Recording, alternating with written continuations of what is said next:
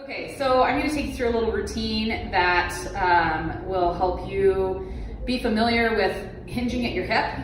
This can be a really good warm up for deadlifting. It can be a nice back core strengthening exercise. So first of all, let's start with just standing posture. So you want to think about stacking your ribs over your pelvis. Knees are unlocked but straight, and your hip is stacked over your ankle.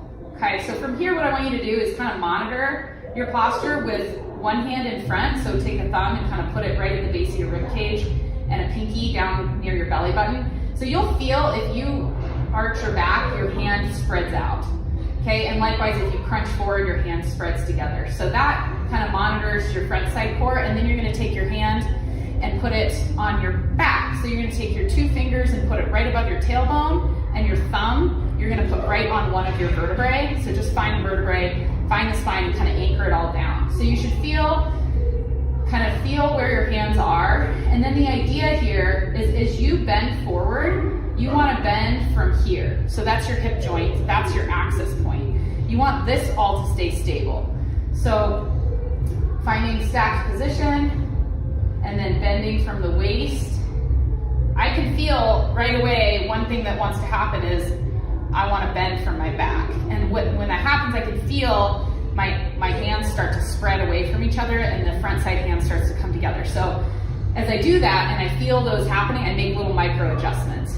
So here, hinging, down, down. The lower I go, the more I have to think about engaging the front side core and at the same time pulling these 2 points together so that I don't end up just collapsing. So coming down, let's see how low I can go here. If I can get to parallel, that's great. So right about here, I can really feel these muscles engaged. At the same time, I'm pulling in my lower belly muscles. And then I'm gonna just hold here. So checking myself, ribs are staying in. I've got my rib ring and my pelvic ring nice and aligned. And now I'm thinking about just being as long as I can. Okay, now what I want you to do is I want you to take your hands and just put them by your sides, pull your shoulder blades back, and just hold. And really think about pulling your belly button towards your spine, pulling your sit bones towards the ceiling all at the same time. So you're co-contracting your front side core and your back side core, and just holding. Shoulder blades are pulled together. Now when you pull those shoulder blades together, I want you to keep the rib connected. So try not to flare. Ribs stay connected, shoulder blades connected, engaging, holding. Okay, let's go 10 more seconds. One more thing to think about is making sure your glutes are also helping. So you can think about pulling your sit bones together, think about taking your feet and pulling them this way, but the floor is going to keep them from moving, so that just winds everything out. And nice, now take your hand, put it back on your belly, other hand back here, check yourself, and hinge back up. Okay, back up. Immediately come back down, down, down, down, down, down. Oop, right there I could feel I lost it, so I had to poke my tailbone up towards the ceiling, reconnect my ribs, come a little further. Okay, now what I'm going to do is reach your hands straight down towards the floor. Okay, holding here, again, get your glutes set, big toes stay on the floor. Okay, now what I want you to do is we're going to dissociate shoulder blade movement from rib movement. So see if you can keep your spine neutral, but let your fingers reach towards the floor. Okay, and then pull those shoulder blades back together.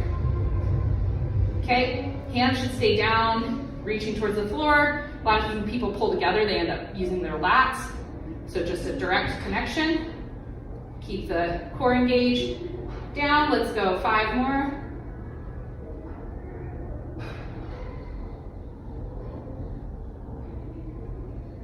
And continuing to remind myself to engage my front side core without letting my back round. Okay, one more. This time hold it. Good. Hold, lengthen through the back of the neck, find the glutes, rotate your palms forward, and now open your arms out to the side, keeping the shoulder blades connected. Don't let your ribs flare, and hold. Keep rotating the crook of your elbow towards the ceiling, reaching your spine long, poking your sit bones up towards the ceiling. Glutes are engaged. Low belly's engaged. Let's go 10, 9, 8, 7, 6, 5, 4, 3, 2. Okay, bring your hands, put them on your hips, a little bit of a resting position. Reset if you need to. And now we're gonna take your right arm, reach it up overhead, reach as long as you can.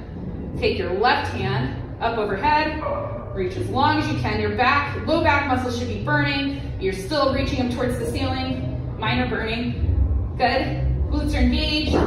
Even weight through the right and left. Let's go 10, 9, 8, 7, 6, 5, 4, 3, 2, 1. Hand on belly, hand on back, and hinge yourself back up. Good, and then let's just finish with a few hip hinges. So down, feeling the maintaining neutral spine, back up halfway, back down, back up, down, up, down, and stand all the way up.